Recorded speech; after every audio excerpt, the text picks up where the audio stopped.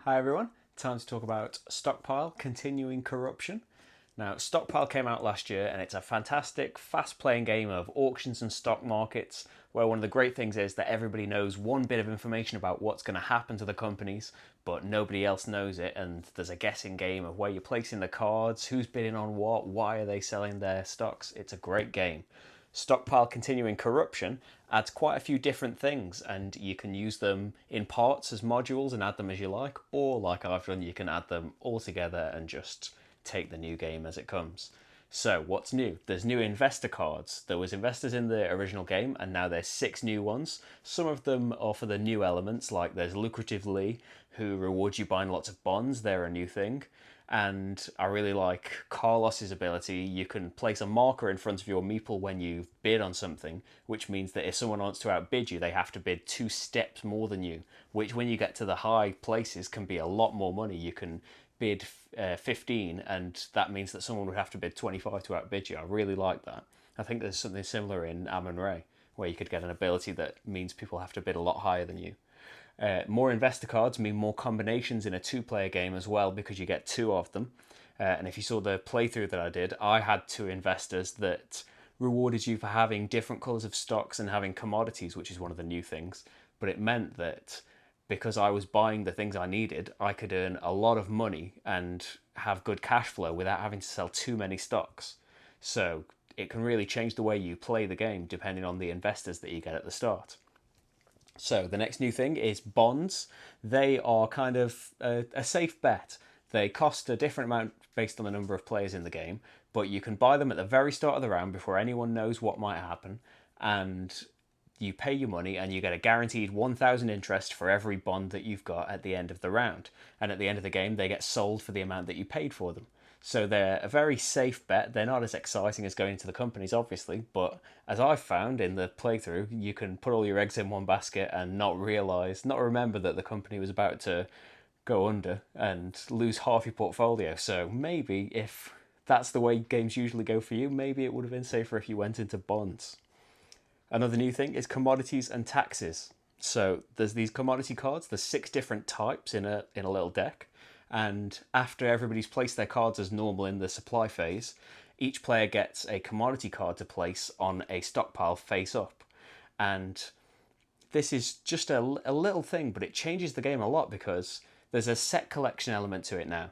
And when you're placing the cards, it can really make a difference to where you place it. If you really need something, if you make a pile too attractive, obviously everybody's going to be on that, and this can be an extra thing of, I know that one person just needs one commodity to be able to complete a set, and a complete set at the end of the game I think is 48,000, and you can have multiple sets if you collect loads of commodities.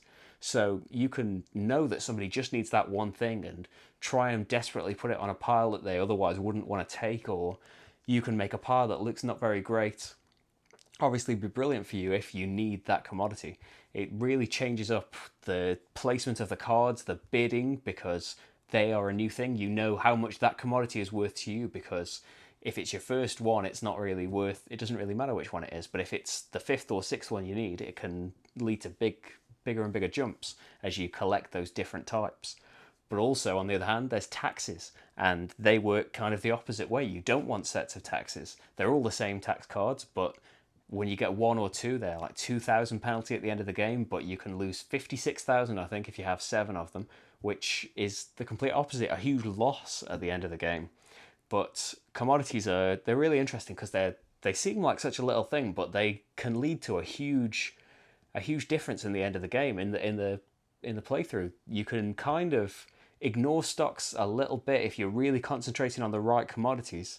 You can kind of let your stocks not be the ideal ones you wanted and go for the absolute commodities that you need and end up having a huge swing at the end of the game. If you like, there was a set of 6 and 5 in the playthrough. That's a lot of money. I think that's 48 and 36, I think, something like that. It was a huge swing just for having 2 almost full sets of commodities, and that's just another part of the expansion. The last new thing is the forecast dice, and I think they're my favourite part of the expansion. So instead of the 6 cards that you shuffle together and put with the companies in the normal game, you now roll 6 dice, And then from a huge deck of cards that we've now got, you pull out the 6 that correspond to the values on the forecast dice, and they will be the cards that get paired with the companies. And this can lead to all sorts of different things. You can have rounds where nothing much is happening. You just get some +1s, -1s, -2s, and everything is kind of okay. But then on the other hand, you can have, it goes up to +5 now and -4, I think, if I'm remembering that right. So companies can, especially on the advanced board where there's some companies that are really volatile, we found Cosmic Computers, which is the one that's always really close to splitting and completely crashing. With the new dice, that was constantly doing one of those every round. And that's just a chance that you take. But it can really, you know, it's coming as well. There's a board at the top now that's got colourful dice on it. I know it was printed on your player board before what the values could be, but now there's a huge board with huge, nicely coloured dice on there showing you that, don't forget, there's a -3 coming, there's a -4 coming. You need to pay attention to that if you don't have the information as to which company that's going to happen to. I've been really enjoying throwing all this together in my games of Stockpile, and there's not much more to remember to prepare in each round, but the game feels really interesting with all the stuff added to it. And Stockpile was fantastic fun out of the box, but I think with all the extra stuff, it definitely takes it to the next level, and I don't think I'll be playing without any of this new stuff in the future. And that's Stockpile Continuing Corruption, and I would definitely recommend this expansion. Bye everyone.